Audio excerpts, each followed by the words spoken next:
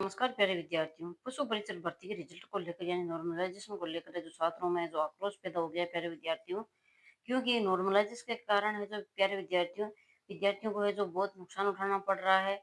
पता ही नहीं चल रहा है कि नॉर्मलाइजेशन किस प्रकार हुआ है, क्योंकि बहुत सारा अभ्यर्थी को जो इसके अंदर पास कर दिया गया है, जिसको लेकर छात्रों ने है जो 7 तारीख यानी कि आज है जो उन्होंने जो कर्मचारी चयन बोर्ड के है जो समक्ष है जो धरना प्रदर्शन करने जा रहे हैं।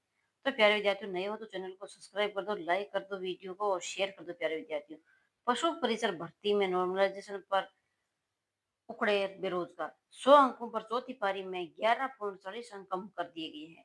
यानी कि सबसे बड़ी बात यह है कि चौथी पारी हुई थी, उसके अंदर नॉर्मलाइजेशन के कारण है जो बच्चों के जो 11.40 अंक है जो उनके है जो कम कर दिए। मान लो कि पहले उनके 60 नंबर आए थे, अब उनके है जो उन पर 48.60% रह गए हैं।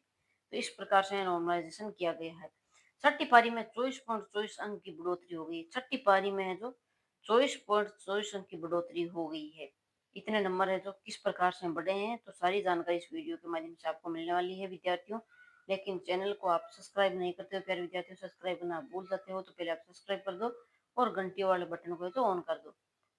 राजस्थान के अंदर जो पशु परिचर भर्ती हुई थी, जिसकी पद ये थे आपके जो 6433 पदों पर ये भर्ती हुई थी, जिसके अंदर है जो आपके 17,63,897 अभ्यर्थियों ने आवेदन किया था। लेकिन परीक्षा है जो 10,52,566 अभ्यर्थियों ने है जो दी थी। करीब 3.83 लाख अभ्यर्थी पास हुए हैं। 3.83 लाख अभ्यर्थियों ने जो एग्जाम फाइट किया है। तो प्यारे विद्यार्थियों, अब इतने विद्यार्थियों को पास कर दिया, रैंक वाइज रिजल्ट निकाला है।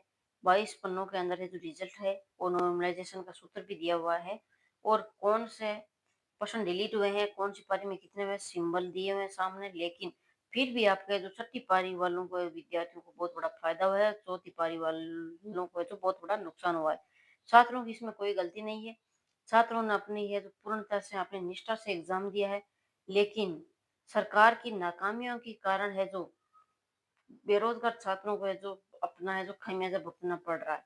तैयारी करने के बावजूद भी है वो पिछड़ रहे हैं। तो आज है जो आंदोलन होने वाला है, 7 अप्रैल को है जो आपके आंदोलन होने वाला है कर्मचारी चयन। लेकिन आलोक राज जी वहां पर उपस्थित नहीं रहेंगे। उन्होंने ट्वीट करके बोला, भी आपको ट्वीट भी दिखा देंगे कि उन्होंने क्या बोला है। पशु परिचर भर्ती के परिणाम को लेकर बेरोजगारों में नाराजगी। 6 पारियों में आयोजित इस परीक्षा के परिणाम में नॉर्मलाइजेशन की प्रक्रिया अपनाई गई थी। इसके चलते अभ्यर्थियों के चयन का गणित बिगड़ गया है। परीक्षा में 100 अंक प्राप्त करने के हिसाब से देखा जाए तो पहली और चौथी पारी में अभ्यर्थियों के अंकों में कटौती हुई है, जबकि दूसरी, तीसरी, पांचवी और छठी पारी के अभ्यर्थियों के अंकों में बढ़ोतरी से सबसे अधिक नुकसान चौथी पारी के अभ्यर्थियों को हुआ है। 100 अंकों पर 11.40 अंक कम हो गए हैं, 88.60 अंक ही रह गए हैं। सबसे अधिक फायदा छठी पारी के अभ्यर्थियों को हुआ है। इसके लिए आपके है जो 100 अंकों पर 124 अंक हो गए हैं।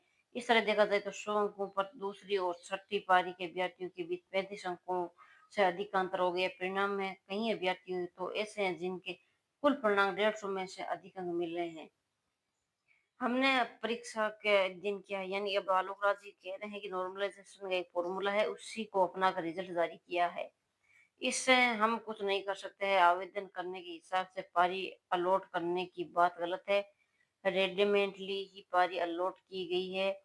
किसी पारी में कौन सा पेपर रहेगा ये भी परीक्षा से पहले लॉटरी से तय हुआ था।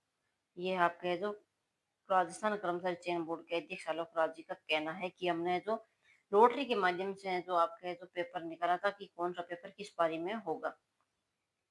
हनुमान किसान यूनियन के अध्यक्ष हैं, हमने परिणाम का अध्ययन किया तो सामने आया कि पहले आवेदन वालों को पहली पारी मिली, जबकि बाद में आवेदन वालों को छठी पारी मिली। यह गलत है। अभ्यर्थियों को रेडिमेटली पारी मिलनी चाहिए थी। नॉर्मलाइजेशन की इस प्रक्रिया को बंद किया जाए।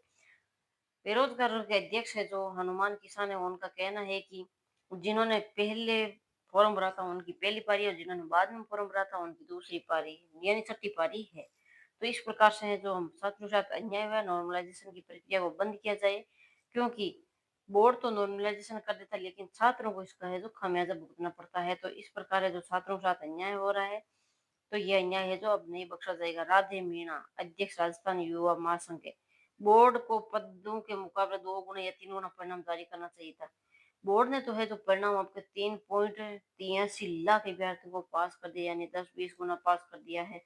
और आपके एग्जाम देने वाले अभ्यर्थियों को है जो आपके 6400 पदों पर ही वैकेंसी थी, तो 6400 पदों के डबल या ट्रिपल यानी कि 4 गुना पास कर देते, लेकिन उन्होंने तो आपके तो 10-20 गुना पास कर दिए हैं, ताकि हकीकत इस तरह सामने आ जाती। बोर्ड ने जो परिणाम जारी किया, नॉर्मलाइजेशन की प्रक्रिया गलत है। बोर्ड के द्वारा है जो ये नॉर्मलाइजेशन की प्रक्रिया अपनाई जा रही है, बार बार छात्रों के साथ अन्याय हो रहा है। ऐसा ना हो कि फोर्थ ग्रेड की वैकेंसी आ रही है, उसके अंदर भी इसी प्रकार की आपका जो समस्या का सामना करना पड़ेगा आपको।